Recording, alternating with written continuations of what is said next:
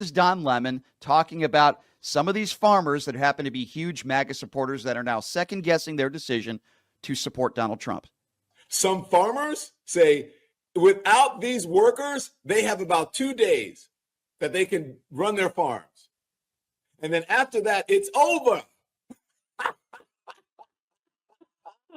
Oh my God, I love this. Now you're finding out, you dumb idiots. Now you're just figuring this out. You're so stupid and you deserve it. You deserve it because you're so dumb. All right, I love that. I think it's funny. He's right. Like, wow, maybe I'm rubbing off a little bit on Don Lemon. That sounds like Shapiro. I don't know. But anyway, Don Lemon show, who I love. I love that video. Don Lemon, nice enough to be joining us right now. Don, what happened, man? That was great. So can I clarify a little bit? By the way, how are you? And I think you are rubbing off on me. And just so you know, I am in Louisiana right now. My sister's in the hospital, so I'm calling you from actually her hospital room. She's getting better. So thank you, everyone. I'm sorry to hear that. I hope she's okay. Thank you. She is. So let me clarify. So this all started with the H-1B visa thing. And I said there's a correlation between the H-1B and what's happening with people who are in the farming industry, who are dairy farmers, who are in the service industry, who are in the construction industry. Like all of a sudden, these people are realizing that they now need immigrants. Like Vivek Ramaswamy and the Doge folks are now saying, we need these H-1B visa people. So now they're all figuring it out and they're all upset. So I was talking about the racist people online who were saying all of these disparaging things about Indian Americans. And I don't mean Native Americans. I mean Americans, India, people who come over on airplanes, take advantage of the H-1B visas and go into these high-tech fields. And now they're saying, we need these guys. We can't get rid of them. You know how most people come over, the legal immigrants, on airplanes and they overstay their visas. But yet we focus on the southern border. Why? Because it's the scary brown people. It's not the right kind of brown people that they want. So they say they're going to deport those people. And what I said was, you guys are such idiots. You don't know that if you try to deport these people, then our farming industries won't be able to stay open, the construction industry, the service industry, and you won't, people who keep groceries in the grocery store. It's like, they just don't understand how dumb they are with this MAGA brain voting against their own interests. No, you're right, Don. They don't understand how the economy works. They don't understand how important these people are in this country. And the MAGA infighting, I don't know if that surprises you at all. The infighting among MAGA Republicans, even getting to a point where Elon Musk, as you know, I know you're not on X anymore, which was probably a smart move. And they're taking away blue check marks. The Laura Loomers of the world are not being able to get monetized. Oh my gosh. What do you make Bannons of it all? Yeah. What do I make of it? Look, the infighting, we told you so. Republicans can't govern. All they can do really in this moment, look, I guess in the old days they could, but it's been for a while. And by the way, I'm not a Democrat and I'm not a Republican, but Republicans have a hard time governing. What they have a good time, an easy time doing is being obstructionists, because that's all they can say is what we're not going to do and what we're going to, the concepts of a plan that they're going to have, or that they're going to somehow repeal and replace Obamacare, but they like the Affordable Care Act. They don't know the difference. They're just really, and look, I'm just tired of like beating around the bush. I'm not in legacy media anymore, so I don't have to worry about what the bosses are going to say and hold my tongue. They're just dumb. They just don't know. They don't know what they don't know. And so I'm tired of beating around the bush. And you know what? I have to say a couple salty words, maybe to get your attention. Maybe it's to voice the frustration of the American people who have been trying to tell you you're going to F around and find out. These people are voting against their own interests. They're being co-opted by a cult of personality, and they don't even realize it. Yeah, and so am I shocked? No.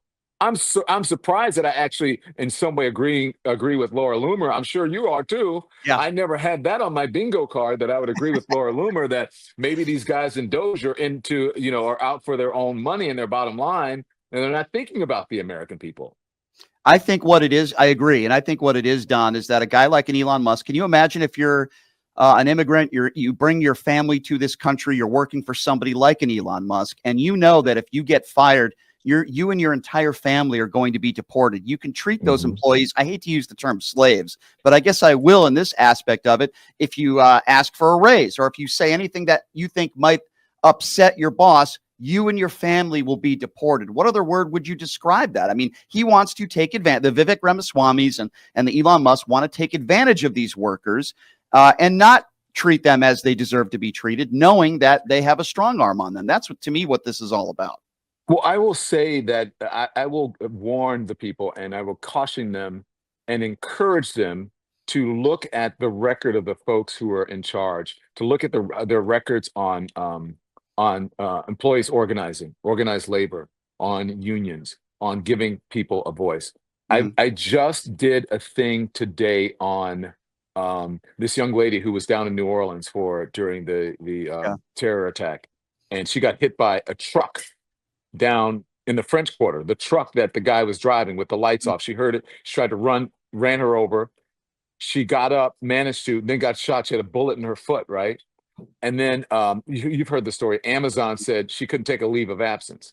Now, just look at the records on these companies and see how they feel about organized labor and about the little guy. And if they actually care about the little guy, if they're trying to raise minimum wages, which is why, many of the folks who supported Donald Trump, many of the MAGA folks who would be in this position, how would they feel if something like that happened and they couldn't even get a leave of absence? She finally got it because of the outrage on social media. They think like, oh, I'm going to own the libs and he's going to deport all these people. Can you imagine if he tried to deport all these people? Do you know what would happen to the economy, Brian? It would tank. Do you know what would if you think the pandemic was bad, if you think the supply chain issue during the pandemic was bad, try to deport all these people and see if all of these rich guys in Silicon Valley, see what will happen if you try to get one of their H-1B people who come over and they have very little protections and no leverage. If they say, you got to do this, then you've got to do it. You can't say, I'm going to my union. My union says, no, I don't have to do this in the contract. They're like, okay, get your ass on a plane, excuse my French, and go back to where you came from. Right. And isn't it interesting that 4 years ago, Donald Trump spoke out against these visas? I'm sure you've seen the clips. He said it was awful. He said, Right. It was awful. I take advantage of them. We need to get rid of them immediately. They're terrible, terrible, terrible. And then all of a sudden now he says, oh, they're the best thing since sliced bread. I love them. Yeah. Isn't it? And last question about this viral video you put out, which I thought was great, by the way. Don't you find it interesting that all these people, I mean, you're used to being attacked from the right, sadly, but they don't like the language you're using, calling them dumb. When you think of the language they use to talk about people like us, right? And people like you and the death threats you received when you were at CNN, and yet they're so up in arms and angry because you said the F word and you called them stupid. Right, Don? I mean, it's insane. Well, I played on my show and on social media, I played their actual dear leader and some of the language he uses to talk about women. He calls Nikki Haley bird brain. Nikki Haley. He calls Maxine Waters dumb. He has said disparaging words and maybe even worse about the vice president of the United States, Kamala Harris. He has called me dumb. He's called NBA players sons of bees. He's told people to get the F out of here. He's used the F-bomb. He's used all kinds of language. But when it comes to him, what they say is, we're not electing a pastor-in-chief. We're electing a president. But then you get upset. You have a higher standard for a former cable news anchor and an independent journalist than you have for the person who sits in the highest office of the land. What does that say about you? That actually kind of makes you a hypocrite, and it makes you dumb if you have that. Yeah, he calls us snowflakes, but I think we know who the real snowflakes are. It's a MAGA. MAGA is the biggest snowflakes, and they're also the biggest identity political group in modern history. No question. So, Don, I wanted to ask you this question. I don't know if you saw the video of Deb Fisher's I know what you're going to tell me. Her husband refusing to shake the vice president's hand. Now, the first thing that go on my social media if you're there and see what I said. Okay, well, go on ahead. I have to check that. I didn't see what you said about this, and I should have. But my first reaction when I saw that video was, there is another, and I'm just going to say it, middle-aged, older, crusty Republican white dude who doesn't want to shake the hand of a black woman. And that's a situation where it shouldn't be about him, no matter what you disagree with Kamala Harris on policy or whatever it might be. That's a moment. It's your wife getting sworn in. Don't make it about you. Shake her hand. I would say the same thing if Donald Trump was up there swearing in people that were on the left. Shake his hand. Do it for America. Don't do it. Don't, stop thinking about yourself. Right? Yeah. I was, there was something similar. I forget the exact thing it was. It was at someone's funeral. I think it was at Barbara Bush's funeral or something like that. And, all of the terrible things that Donald Trump had said about the Bushes over the years, every single Bush. And he walked in and expected to get this, courtesy and respect from everyone there. And they did. They shook his hand. And I said, you know what? I wouldn't if someone talked about whatever, me like that. But in this particular situation where you're being sworn in by the Vice President of the United States, who has not said anything to you personally about you or your family or anything, who has been the most decent person, I believe. This has been the most decent administration besides the Obama administration in a while. You never hear Joe Biden really saying bad things or terrible things. You don't hear Kamala Harris using language, the kind of language that Donald Trump uses. Yeah. And so I put it out there. I said, F you, you piece of shit. You old racist piece of shit, because that's what he is. He's an old, crusty, racist man who doesn't even realize it, can't even show this. Now, this is the sexism that goes on and the entitlement. He can't even show his own wife, who is an elected official, a public servant, enough respect to just seconds shake someone's hand. Imagine the kind of person that this old crusty bastard is. Imagine what he's like at home. Imagine how he treats people. Imagine how he treats women and people of color. If you can do that to a sitting vice president of the United States, what if she had said, I'm not going to swear in your wife? I don't want to swear in your wife, and I don't have to. So, yeah, and look, we're going to deal with a lot of that. And I'm just going to call it for what it is. He's an old, crusty, racist, entitled, privileged white man who doesn't even understand what that means. And he gets all upset because of some rhetoric that, well, not even just the rhetoric of his dear leader, but just because that's what's inside of him. That's the first thing that entered my mind, Don. And I come from a perspective of somebody who's white. And the first thing that entered my mind was race. And that to me is why he didn't shake her hand. I agree with everything you just said. I wanted to ask. She was very respectful, and she's like, okay. Yes.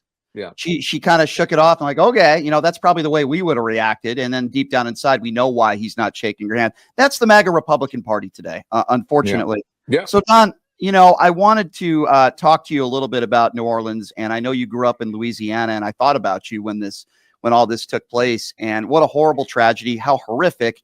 And I hate to bring politics in this because, the first thing I spoke about was the victims and how young they were. So many. And then a man in a wheelchair who was already paralyzed, who was hit, the loss of life, an 18-year-old, people in their 20s, their whole life ahead of them. Right. And what do the MAGA Republicans do? Immediately, they start talking about, oh, it's a migrant. Marjorie Taylor Greene tweeting about it. Don Jr. tweeting about it. Donald Trump tweeting about it. Oh, yeah, it's a border. Yeah. And they want to blame it on fake policy. Information. Well, part of it is a fake information that from Fox News, and Fox News had to end up retracting part of their story. But the other part is that they can't help but take advantage in a bad way of a tragedy, which is sad. The first words out of the former and president-elect's mouth should have been, "My heart goes out to the families, and we're going to give them all the resources they need, and to law enforcement and the people who helped out, and to the people who were injured and who lost their lives." That wasn't even the first or second thought. The first thing was to blame it on the Dems and on a lie that something that's not even true. It had nothing to do with the southern border. First of all, the man was an American citizen, and he's a veteran. So you know what that means? This is domestic terrorism. Mm-hmm. This is homegrown terror, which is the #1 terror threat in this country. Now, we do have foreign terrorists. Unfortunately, he was co-opted by a foreign group, according to him. I think he had some issues, obviously. But for that's the first thing that came out of their mouth. Now, to the guy in Las Vegas, where you are, yep. They had no idea if it was terrorism or not. He was a white guy. They said nothing about it. I have not, unless I'm mistaken, it took him a while to tweet about it. Haven't heard anything. The guy pledged his loyalty to Donald Trump and to MAGA, and Yeah. to he was driving a Tesla, Right. and he's like, I want to make a splash, and he's an Army veteran, and this Doge thing reportedly has said that they're going to cut some of the veterans' money or funds. Right. So go figure. He hasn't said anything. What does that say to you about the MAGA folks and about Donald Trump? Anytime there's a tragedy that can involve race, where they can be racist, race is going to race. You're absolutely right. And not only that, but even the guy who committed this horrible terrorist attack in New Orleans, also a registered Republican. They can't blame migrants. And then I don't know if you saw this, Don. I know you're not on X anymore, but Libs of TikTok, which is a despicable Twitter account, X account. Then they started to blame it on black people. And they said, look at all these DEI hires in the FBI in New Orleans. So when the migrant argument wasn't working for them, then they try to blame black people. That doesn't work. They try to blame liberals. They try to blame Democrats. This guy was born in Texas, Don, as you know. He was born in Texas. He served the country. Now we need to find out why he was radicalized, what radicalized him, how did he get to that point? How could we PTSD. Also PTSD. Right. You know what I'm saying? And also, I forget, there was a right-wing kind of MAGA streamer or podcaster who was saying that they were, with this HB1 thing, that they were giving preference to non-traditional Americans, and they should be given. What does that mean? That means white people, right? They should be. So, and so when it comes to them, they believe in diversity, equity, and inclusion, because they don't think that the brown folks who are, as Vivek Ramaswamy said, smarter than them, not as lazy as them, should get these jobs first. And they said, no. We should be getting these jobs first, even if they're not as smart and as qualified as the brown folks. They believe in diversity, equity, inclusion for themselves, right? But not when it comes to black people. So blaming black people on diversity, equity, and inclusion it's just their way of saying, I am a racist, and I'm just going to make any excuse to be a racist. Make America white again. I wanted to, speaking of race, if you remember the FBI, I think she's a spokesperson for the FBI who spoke at the press conferences, a black woman, and she had said it wasn't a terrorist attack. And then she made a mistake. And then a couple hours later, she corrected herself, right? She clarified, not a huge deal. And MAGA, they're going all after her for saying this wasn't a terrorist attack, yet it's totally okay for them to say that this was a migrant. And this was Joe Biden's open border policy. Mike Johnson the other day, Mike Johnson knows that this wasn't a migrant. He goes on Fox News the other day, still blaming Joe Biden and the open border policies, which, by the way, there is no open border. But what do you make of this? I mean, Walls and who else? There was another one who did the exact same thing. Oh, yeah, there's a plethora of Trump. Yeah. What did I make of that? Look, especially, I'm not sure of the context of the one that she did. Anybody can make a mistake, and if you correct it, especially, and then in the beginning, as I know from covering breaking news for decades, situations always change. You get information that could be wrong in the beginning, and then it changes. Sure. So for them to call her out about getting that wrong when they got so much wrong about it is just, it's again, as I said, what does that mean? Race is going to race. That's what I lost my train of thought because I wanted to talk about the hypocrisy of them saying that I was going to say, and if they are criticizing her, have they seen Senator Kennedy and what he sounds like and looks like on the air? I was just going to ask you that next. With terrible information. What do you make of that? At the press conference? Yeah. I'm here in Louisiana, and people are saying keep those two off of television because they don't know what the hell they're talking about, and they look like idiots, and they're making the people of Louisiana look bad. Did you hear the joke he made during the press? I'm sure you did, at the press conference about a media company, and they happen to be on the right side of the room, and he makes a snarky attack joke about them. Meanwhile, 14 of his constituents are dead, dozens more injured, and he decides to take the mic and kind of pushes the woman off to the side. The black female who is the FBI spokesperson gets in there to get in a zinger. I mean, how despicable. And then you have the governor. I don't know if you saw pictures of the governor, who I think is also despicable, by the way, who is at an expensive steakhouse dinner that day. My mom was telling me about, my mom's sitting right next to me. You said the governor was getting criticized for taking a picture of thumbs up at a steakhouse. He's smiling, Don. Your mom is right. And we just put the picture up. He's they're smiling. all pissed off. Louisianans are pissed off, except for the MAGA brain dummies they're all, oh, they make excuses for everything. So you Right. don't even, I don't even just call them dumb. I don't even like, I give them no credence anymore because they're co-opted. They need to be deprogrammed. And I think it's going to run its course, especially during this administration. It's going to be F around. They F around and they found out. Yeah. They're going to find out. But I mean, come Yeah. on, Governor. Yeah, it's pathetic. Don, I love this. I love this even more, calling out aggressive Don Lemon. I have to say, I really am enjoying this very much. Dark lemon. Dark Lemon. I like That's that. what people are calling me, Dark Lemon. And I like hey, this. I am brown. I don't mind it. I'm White Shapiro. I guess that'll be my nickname today. No, you're gonna be light, dark and light. We'll start. Maybe you should start a podcast called Darkness and Light. I like that. I think that would work. I think that would work. Well, Don, I always appreciate when you take the time to do this show. Say hi to your mom for me, and I hope your sister's okay. And my sister's okay. This perks her yeah. up because she's usually in the comments on all of my shows and on my social media. Oh, that's cool. So to be in here doing it this makes her feel good. You're she feels a good like brother. She's back in action. Thank you're you. a good brother and a Thanks, good man. Brian. Don, good to see you, my friend. Take care. Thank you so much. Be well. Take care. Talk to you soon. Take care, Don. Bye-bye. There you go. That's Don Lemon, everybody. Dark Lemon. I kind of like that. I kind of like that nickname. I'm liking that. Listen, I've always had a tremendous amount of respect for Don Lemon, and I've told him that. I've said that on the air. I think he's a great journalist. I think he's great at what I don't think I know. Don Lemon is great at what he does, and he's very intelligent, and he's very morally grounded, if for lack of a better term. And he's just a good guy. When you hear some of those audio cuts, as you've been posting them as well, at the Mar-a-Lago press conference today, Gulf of Mexico to the Gulf of America, the lies about January 6th, I'm just curious, like, what goes through your mind?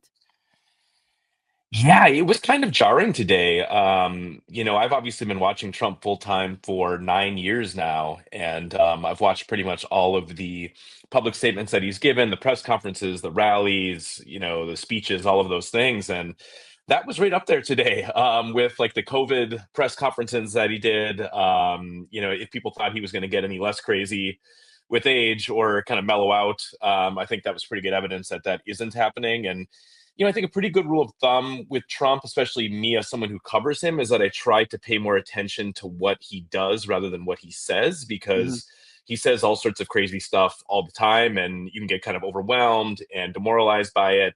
That's kind of hard right now when he's not in office yet. What he's done, obviously, is nominate a lot of unfit people to be in his cabinet, and those fights are on the horizon as well. But when you see him kind of go out of his way to leave the door open to some sort of armed conflict with Denmark over Greenland or with Panama over the Panama Canal, I mean, it's hard not to be kind of concerned by that and just sort of worried about what the next 4 years at least have in store for us. So, Aaron, I agree with you as a whole of what you said. Like, what he says is usually what he certainly doesn't do.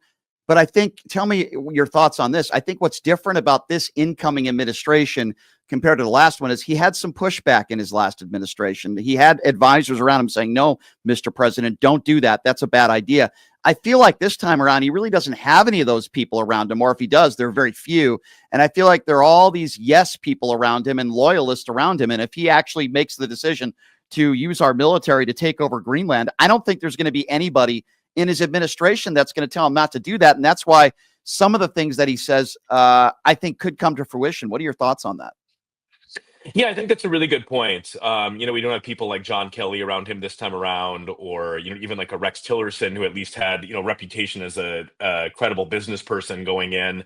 And so, yeah, I mean, I think that's a very valid thing to be worried about. I mean, with some of the abuses of power that he's been telegraphing, such as weaponizing the DOJ against people, I mean, there are still kind of checks and balances in terms of how grand juries work and a procedure that you have to go through, before you can just kind of indict people, or, it's not as easy as just kind of directing someone to charge someone with a crime. But, in the military sphere, I think you're right that, the commander in chief has fewer guardrails. And if Trump can get compliant people in place, I mean, we need to take him seriously when he says things like this. Now, I do think, there's a bit of the Trump, negotiation happening here where, He tries to kind of intimidate people. Some of this rhetoric, I think, towards Panama in particular, seems to be geared toward, making some sort of deal with them. I wouldn't necessarily, I don't necessarily believe that there's some sort of impending military action that's going to happen right away, toward Panama or towards Canada or towards Denmark, things like that. But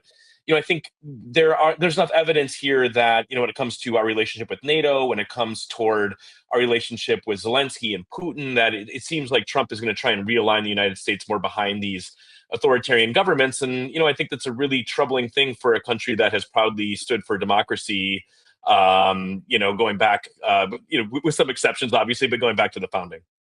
Aaron, one of the most troubling things he said today was when he was talking about the war in the Ukraine. And as we know, he said he's going to end the war in 24 hours. Today, all of a sudden, he hopes to end it in 6 months. But regardless of that, he said that he understood why Vladimir Putin invaded Ukraine. He used the term, I understand. And he didn't say it, I understand, in a bad way. It was more of a positive light, sympathetic to Vladimir Putin. Did you hear that? And what do you make of that? Because I find that to be so dangerous when he talks like that.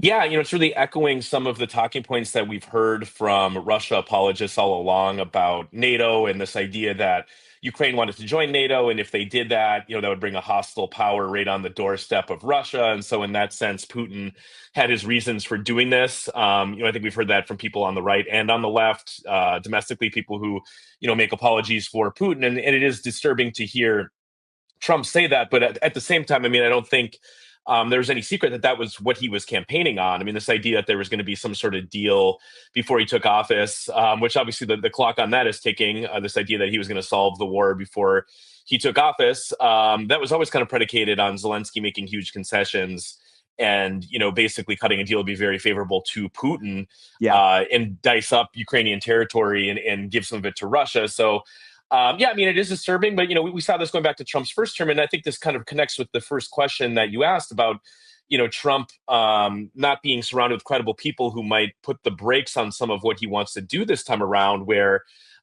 Trump, the first term, tried to kind of reorient our foreign policy in a more Putin-friendly direction, but he kind of struggled in doing that. And of course, ultimately was impeached for, working against Ukraine. It wasn't necessarily on the side of Russia there, but, part of Ukrainian territory was invaded at that point in time by Russia already. And I am concerned that we're going to see him go even further down that path. Of course, in the same breath that he was talking about why Putin had his reasons for invading Ukraine, he was talking about NATO and how the NATO countries don't pay enough, and kind of making ultimatums like he did the first time around as well. And if you remember, there was reporting a couple of years ago that John Bolton, I think he said this actually on some of the TV hits that he was doing, was talking about how if Trump won, he would try to remove the United States from NATO in a second term. And it seems to me like that sort of thing is still very much on the table. Yeah, I certainly tend to agree with you there. If you're just joining us, by the way, Aaron Rupar, he's a great journalist. His newsletter, Public Notice, great follow on social media, talking about the Mar-a-Lago press conference. What's interesting, Aaron, to me, is that you would think that he would be a very happy guy. He was just reelected. You would think that this would be a press conference where he wouldn't be talking about his grievances, which he did the entire hour, complaining, crying, bitching, whatever word you want to use. And then some political commentators said, well, he's upset because of this Jack Smith report, which may or may not become public. We know Judge Cannon is trying to block it from becoming public. And also the sentencing, which I believe, correct me if I'm wrong, is January 10th. And a lot of people are saying that's why he's salty. But this entire hour was anger, was Donald Trump anger, grievances. And you would think if there would be a time where he'd be happy, it'd be now. But some people are talking about those things that are happening that are maybe getting him a little bit disgruntled. But this was typical angry Donald Trump talking about his grievances. Yeah, you're right. And, obviously he ran a very ugly and kind of angry campaign, but I think there was kind of a thought after he won, at least among some people, that, okay, he won, like he's inheriting a pretty good economy.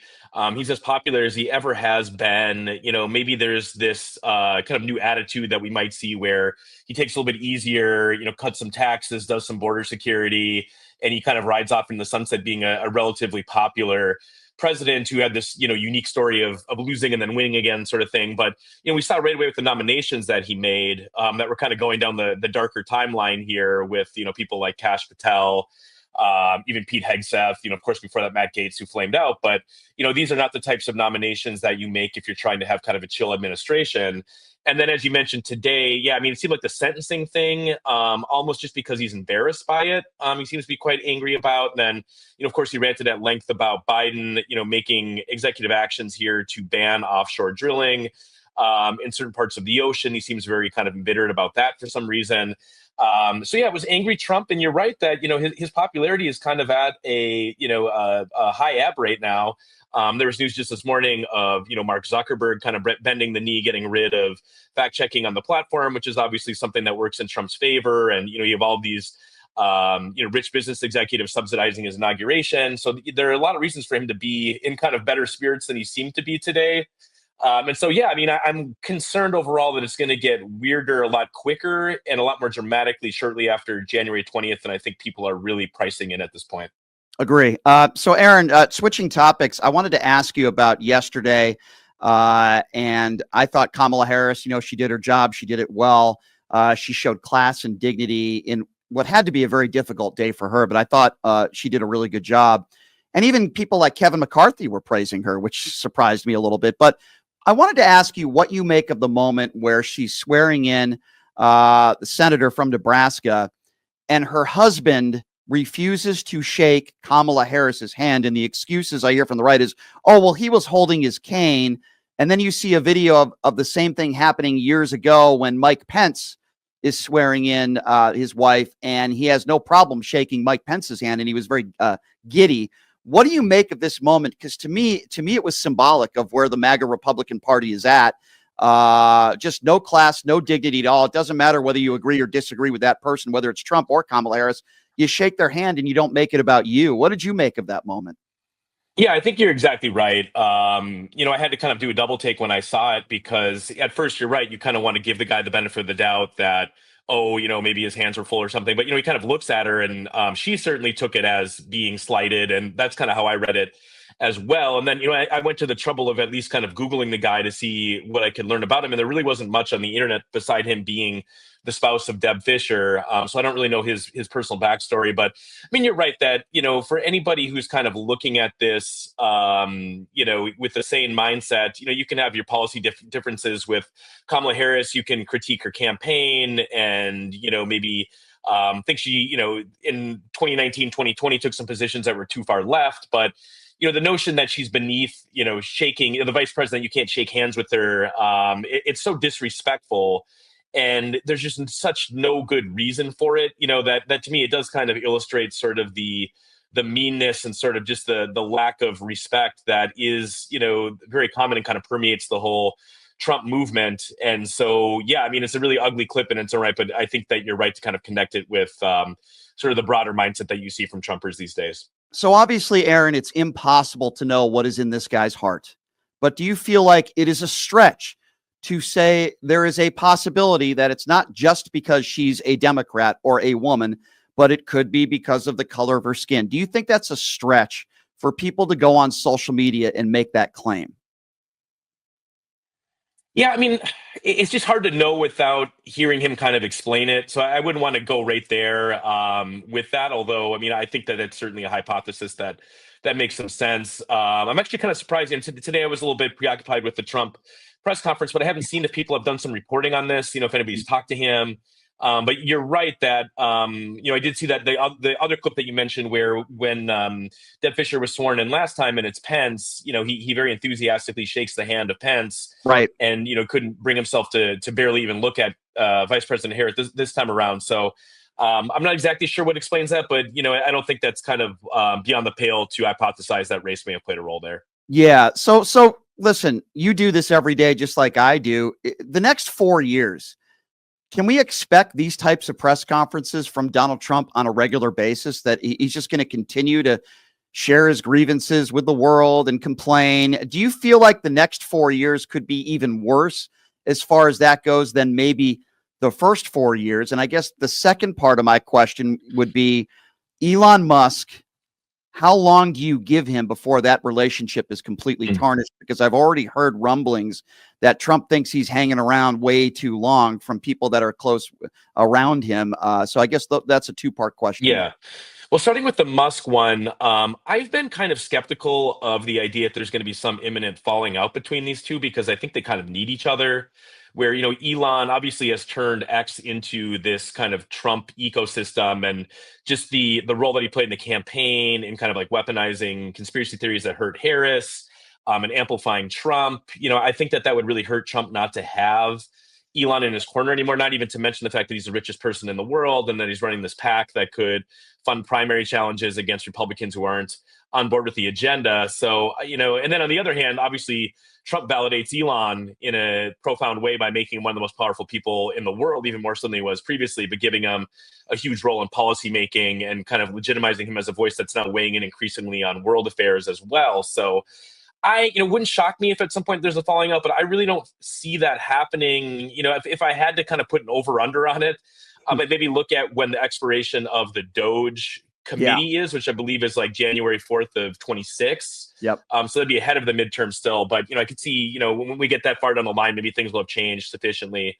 But then on your first question about whether we should expect kind of a more unhinged Trump doing these press conferences, I think the answer is probably yes on that, where, if we know anything about Trump, it's that he absolutely loves being the main character and getting all of this attention and having all the networks tune in and kind of hang on his every word. And so, we can go back to 2020 and obviously like the COVID pressers, for instance, did a lot of political damage to him ultimately, but it still seemed very hard for him to quit doing them because he loves getting that form of attention on a regular basis. And so when you combine that with, the fact that his press secretary is Carolyn Levitt, who is kind of this inexperienced, far-right personality who is a spokesperson on his campaign, that he doesn't really have serious people around him who will say no, I don't think. Yeah. I'm sure he will find reasons, whether that takes the form of him regularly appearing in the White House press briefing room, or, we can go back and reflect on like the helicopter talks that he used to do over the roar of the rotors above his head, those sorts of things. I certainly expect that we'll be hearing a lot from him. Yep. Caroline's done this show. She's proven to be an election denier right on this show. So you're right about that. All right, Aaron, you're great at what you do. That's why you have such a huge following on social media. Can you give out the information, how people can sign up for your newsletter, Public Notice? Yeah, thank you. It's a pleasure joining your show. You can find me at ATRupar on X. I'm atrupar.com on Blue Sky. Aaron.Rupar on Threads. Then my newsletter is Public Notice, which you can find at publicnotice.co. And paid subscribers make my work possible. So if you like what you read there, please sign up. The far right, including Donald Trump and many of his lackeys, are blaming and putting it all on Democrat policy and Gavin Newsom when these fires started in residential areas. It has nothing to do with forest fires and everything to do with residential areas and 100-mile-per-hour winds. There's not one policy that could have changed what is taking course here. But again, these people on the far right are either not smart enough to understand that or they just don't care. So to talk to us a little bit about this and certainly a lot of other topics as well, one of my favorite follows on social media. She's known as JoJoFromJerz, and I think she's the best, and I always love her commentary. Joanna Carducci joining us right now on PTL. JoJo, thanks so much for joining us. How are you? Hi, Ryan. I'm great. How are you? I am doing okay. It's great to see you as always. I hope you had a great new year.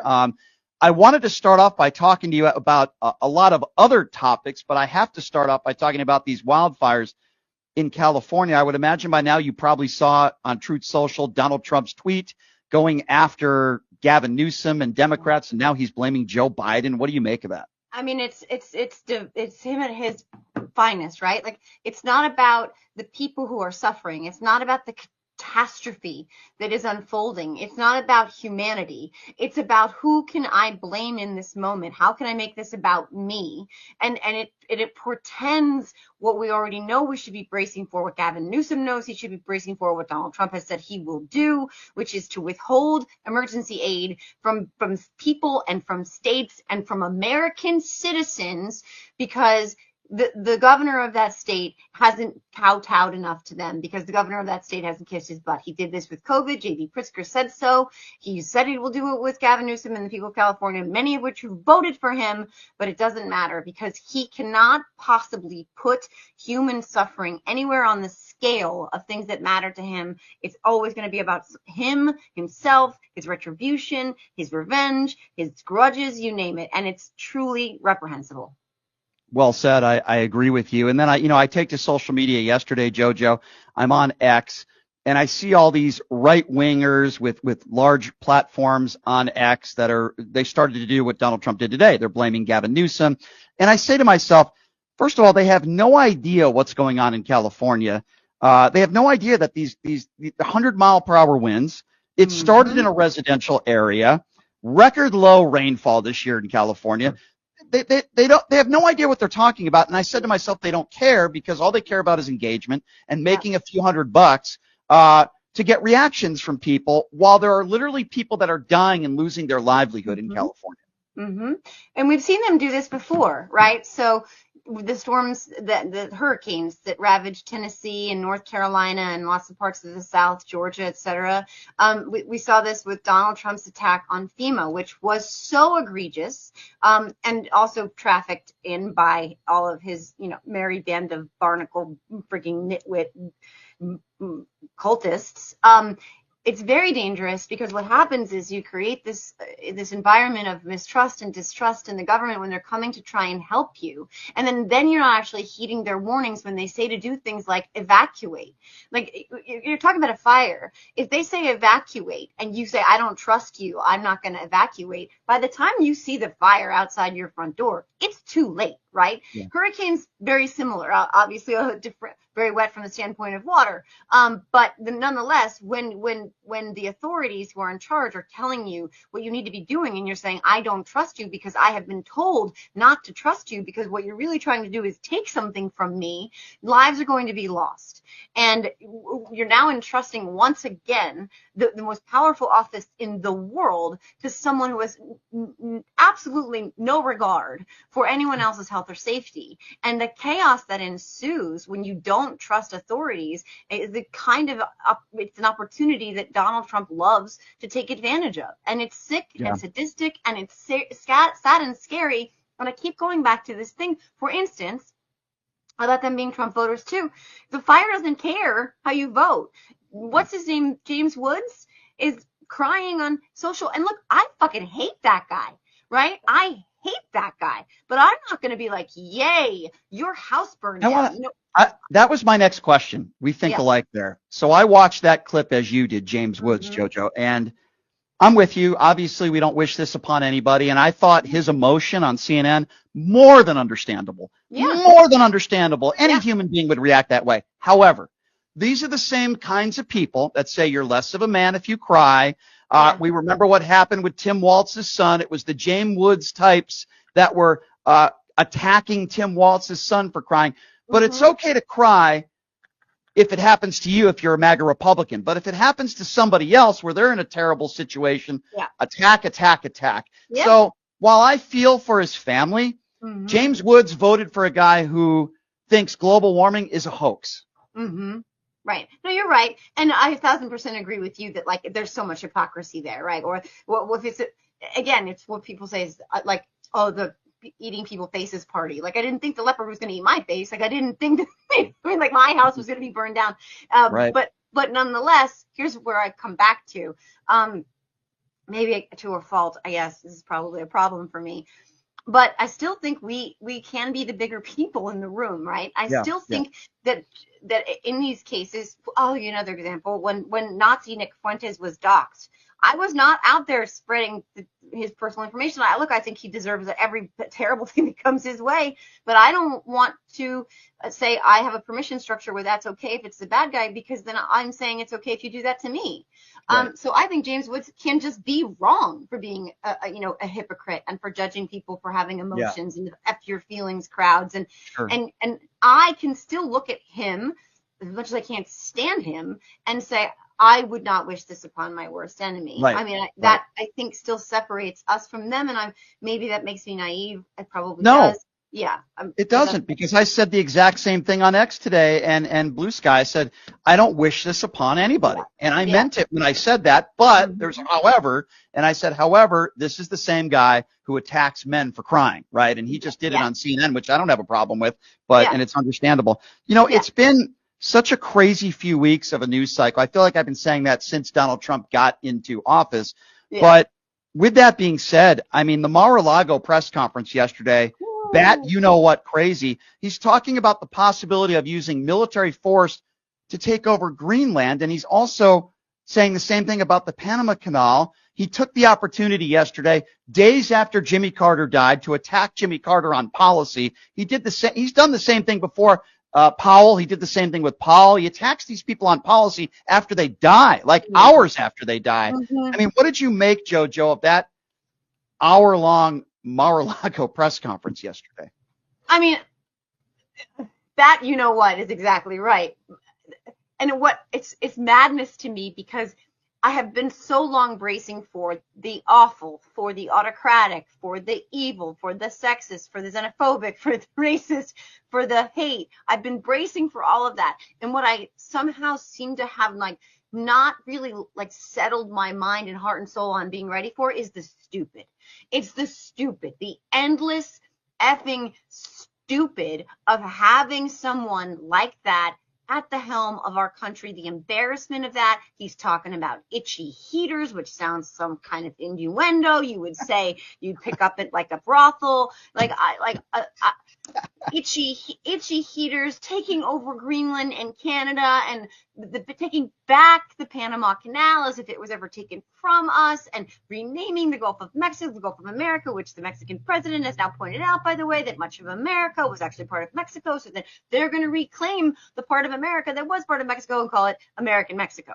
Like this stupid is like, that's the part where you're like, you have to laugh, because if you don't laugh, you're going to lose your mind, or you're going to think you lost your mind.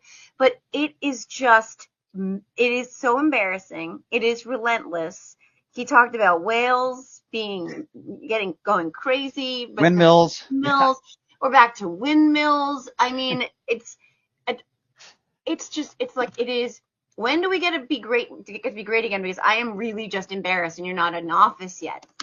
And yeah, that's a good point. Right. That's a good point. A teeny tiny taste of what's to come, but also this Greenland, Panama, Canada stuff. There's a million trillion theories or perspectives on what it is that he's doing, if he's doing anything intentional, whatever. Is it just that he's trying to distract us, like some people like Ben Meiselas think? Is it that this really is a strategic move for Putin, which there's lots of arguments to be made there geopolitically? Is this him saying, like, I want a permission structure for China to take over Taiwan, or for Putin to go into Poland? Is it, what is this madness? Is the Panamanian thing about a case he's got going down there for corruption into his businesses? And I think it's all of it. I think it's all of it. Yeah, I agree. I think it's all of it as well. But most importantly, there has to be something in it for him. Number one priority is only Donald Trump. So I agree with you 100% there. And what you said, I agree with when it comes to, this is like the next 4 years. We've seen chaos the last couple of weeks. He's not even in office yet. But, with the tragedy that took place in New Orleans, and I had one of the victims on my show yesterday, and they blame migrants, they blame the open border, when it turned out this was a man who was born in the United States, born in Texas, who served the country. The Tesla explosion right here in my backyard, they blamed it on the radical left, when it turned out the guy who killed himself was actually a staunch Trump supporter. Yeah, the guy in New Orleans was also a registered Republican, but I would never bring this stuff up, JoJo, if they didn't bring politics into it. My first reaction, as yours, is, oh my God, this is horrible, the loss of life. We need to be there for the victims and their families, find out why they did this. We don't make it political, and I would have reacted the same way if Trump was in office. But why is it all these people on the far right, their first reaction usually isn't, oh my God, my thoughts and prayers. No, it's usually blaming Joe Biden, blaming migrants. And then if that doesn't work, like Libs of TikTok, which is a despicable account on X, they blame it on DEI hires. They're doing the same thing today. They're blaming it on DEI hires within the fire departments in Los Angeles. Oh my Why God. do they blame migrants? And if that conspiracy theory doesn't work, they blame black people. And if that doesn't work, they just move on to the next tragedy. Why is that? Well, and these are the same people who tell you that it's too soon to talk politics in the wake of a school shooting, right? It was too soon in the wake of Parkland. It was too soon in the wake of Sandy Hook. It was too soon in the wake of all of these mass shootings to talk about politics, because they don't want to talk about politics. They're too busy offering their thoughts and prayers, which basically means nothing, essentially, right? Because they're not going to do anything. Thoughts and prayers aren't working, clearly. But as soon as these tragedies happened, as soon as they happened, people didn't even know their loved ones were dead yet. They instantly were blaming this on immigrants. They were pinning it on a failing at the border. And to your point, they never corrected that. They never corrected those things. What they did was they just kept pivoting and moving and making the target a little more nebulous so that it wasn't actually, maybe they didn't have to say that it was an immigrant, because it wasn't. They were both American born. One of them, like you said, was a Trumper. One was active military. They couldn't blame it on the border. So what they did instead was they pivoted to this, well, it's still the Democrats' fault. It's still Joe Biden's fault. It's DEI's fault, because obviously these agencies are weak because they can't protect us, as if attacks never happened when Donald Trump was in office, because we didn't have the Tree of Life Synagogue or anything else happened when he was there. We couldn't make the same argument that it was the DEI hires who didn't stop those things from happening. But the thing is, they call themselves the pro-life party. That is just not true. It's simply a fallacy. They don't care. Once you're born, it's game over. Like, they don't care what happens to you after that, and they don't want to give you a darn thing. But all they want to do is force you to be born, and that's not even about you. That's about the woman, and it's about power, and it's about control. But I mean, what really, again, going back to what we have to brace for, is that at the helm, we're going to have once again an individual who is, in moments of crisis in this country, going to use the world's largest bully pulpit to spread disinformation. Why? To appease his own ego and to divide this country rather than unify, because that's what the choice is all about, right? When you see a moment of crisis, as the leader, as what we're supposed to have, a consoler in chief, and I don't care if you're not the squishiest, warmest, whatever, fuzziest person in the world, if you're not as good at it inherently as Joe Biden, you still have to fill some kind of spot that unifies the country in a moment of crisis. We look to that. We just do. It's like looking to your parents when you're scared, or whatever, looking for the grown-ups in the room, looking for the flight attendants, whatever it is, the helpers. We do that as a country, and we're going to once again have at the helm someone who not only does not want anything to do with any of that, but he's going to use those moments to divide us instead. That is what he does time after time. Look at New Orleans. Look at the Tesla thing. Look at this, this crisis right now, and this with California. This is what he does. He's intentionally trying to pit people against each other when they're at their most vulnerable, most needy, and it's really grotesque. That is the worst kind of human being, when you take advantage of somebody when they're like you just said, when they're very vulnerable, and that's exactly what Donald Trump does. If you're just joining us, she is known as JoJoFromJerz on social media. I follow her everywhere, of course, Blue Sky now and X, and I've been following her account for years. And I wanted to talk a little bit about symbolism for a moment. I thought when Kamala Harris was swearing in Senator from Nebraska, and her husband, and I had Don Lemon on the other day, and he called him a racist piece of you-know-what, and I agree with Don Lemon. I thought that was very symbolic of not every Republican, but certainly the MAGA Republican base, where you have this middle-aged, old, white, crusty Republican who has no problem shaking everybody's hand in the House chambers there until it comes to a woman of color.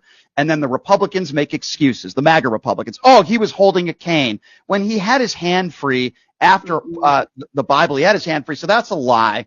Oh, well, he had a stroke. Oh, really? I didn't know that if you have a stroke in this country, that means you could only shake white people's hands and not women of color. I didn't know that's what happens. Stroke of racism. Yeah, I didn't know when you have a stroke, automatically you turn into a grand wizard. But I mean, to me, it was a symbolic moment for where the MAGA Republican Party is at. Yeah. Oh my God, you're 100% right. And look, Kamala knew what was up the second it happened. You saw her face, and that's a woman who knows what's going on. Everyone, you could see that as clear as day. The wife knew what was going on. I mean, this is, again, you look back when Mike Pence was swearing her in, he had no problem shaking his hand. And you could just see it all over his face. The guy looks like a freaking cadaver, by the way. Like, dude, just looks like E.T. in the ditch. Like, get some sun, man. Get outside, and vitamin K make you less evil. But no, that is so indicative of the MAGA mindset. He is the embodiment of it, right? Like this old, crusty white dude who's like, no, the future is coming. The electorate's evolving. I don't like it. Where's Voldemort when I need him? It's like, grow up. It's so petulant and stupid and petty. And by the way, that's why your grasp on power is being taken from you, because you don't deserve it, because you never did. You didn't do anything to earn it. And now you're upset because an intelligent, articulate, smart, kind, compassionate, forward-thinking black woman is standing in front of you in a position of power And you don't like that because it makes you feel inferior when you probably should feel inferior because you're utterly unremarkable. And by the way, your wife has an accomplishment and you made her look like a schmuck. That good job, right? Like You're right about made that. your wife, I mean, everybody question her judgment because who the hell would marry a jerk like that? That's And very true. right? Very true. Well, Melania Trump, but that's very, very true. Yeah. Isn't it interesting that his wife has remained completely silent? Her silence is deafening. Even if she decided to lie, like she could have even lied and said, well, my husband, he's sorry, he didn't do it intentionally, or, any sort of excuse. She didn't even say anything, and she damn well knows he's getting from even both sides of the aisle. I've even heard some Republicans that I talked to that say, yeah, that was this man is a professor at a college university. And she doesn't say a word, keeps quiet. Imagine the conversations they have behind closed doors about Kamala Harris and the words that they used. Right. Look at the behavior in public. Again, what does that signal to you about what kind of a representative for her constituents she is? If she can't stand up and either disavow what he did by saying, oh, look, we don't agree, we don't align on this stuff, he's his own person, whatever, or separate herself from it in some way, or even defend it, even, God forbid, say, or lie, whatever, just something so that she puts her public face, a public statement to the thing. But instead, what does she do? She shrinks away, like this sort of, like she relegates herself to this other status where she doesn't even think she should respond because maybe women should be quiet, or like, to me, that signals that this is not an autonomous human being. This is a person who is clearly in a marriage with someone who can act like that towards women. So what kind of senator would she possibly make? She's gonna just fall in line like the rest of them, and they stick their heads in the sand and they go along and get along. And to me, that is one of the greatest sort of disservices to this country and to the American people, because why are you in Congress if you're not there to represent the needs of your people, of your constituents? You're not there to acquiesce to a madman. You're not there to forgive and forget that your husband is a racist, sexist pig. Like, you either have a voice that you use or get out. Like, go do something else. Go be a greeter at Walmart. Go wash hair. Go like clean, urinal cakes at truck stops. Go do something else. But being a United States Senator is supposed to come with more responsibility than that. And frankly, it's not at all surprising, but this is who they are. I think she's just like him, only she hides it better. That's what I think. That's my personal opinion. All right, so here we are, a little under 2 weeks of the Joe Biden, Kamala Harris ticket. I guess a two-part question. I wanted to ask you about the 4-year anniversary of January 6th first, and the concern being that in Trump's first day in office, he's going to be pardoning those that were responsible for January 6th, and possibly even including those who attacked police officers with their own batons. What do you make of that, and what do you think that will do the future of this country, and what precedents does that set? Because JoJo, a lot of these MAGA Republicans have such a hard time with Joe Biden pardoning his son, who didn't commit any violent crimes, by the way.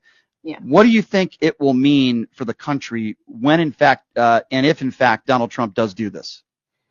Well, first of all, I just want to say that it absolutely breaks my heart, right? Because I like so many, I'm sure you too, when I watched that unfold in real time, I was devastated. I was absolutely gutted, devastated, terrified, heartbroken, gobsmacked, shocked,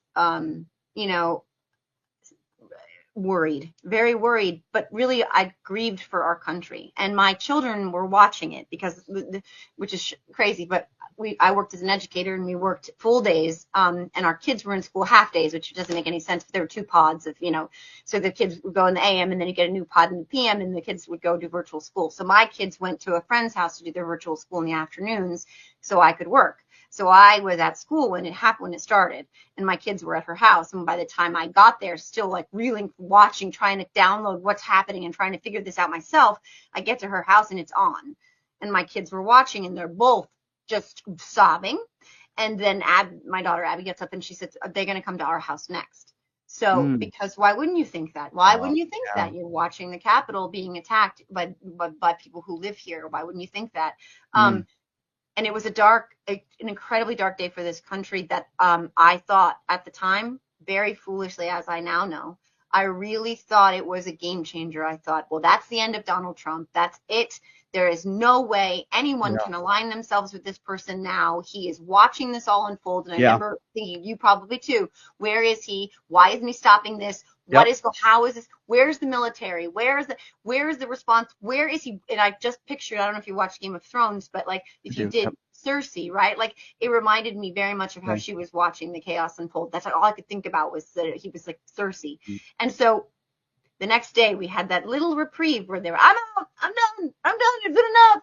And then they went to the airport and they got booed by the cultists. And then they were like, I'm back, I'm going down to Mar-a-Lago. And so the mere idea that day could be sanewashed, whitewashed, revised out, removed from the reality of our country's history, makes me want to throw up, makes me want to cry, makes me want to throw something, makes me want to scream and shout and stomp my feet. It makes me so angry and incensed that it's like my whole body fills with rage, not to that capacity.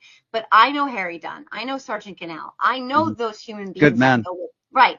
What they endured through no fault of their own, what they stood up for, which was the very people in that building who will not hang the plaque that honors those who died that day.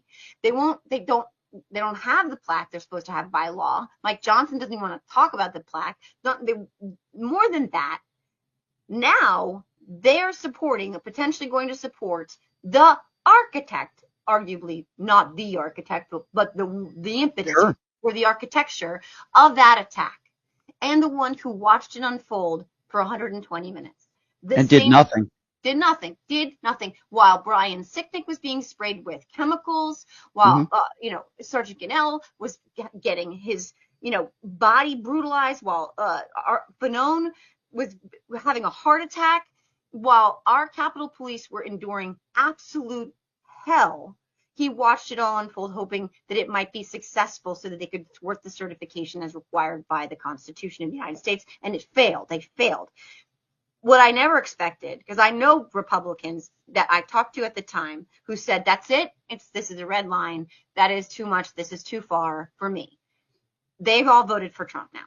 Yep. So because there has been a prolonged and sustained and largely unchecked regular revision, normalization, downplaying of the events of that day to the point where it's become Orwellian, where you are no longer able to trust your own eyes and ears because we are telling you what you saw was not what you saw, what you heard was not what you heard.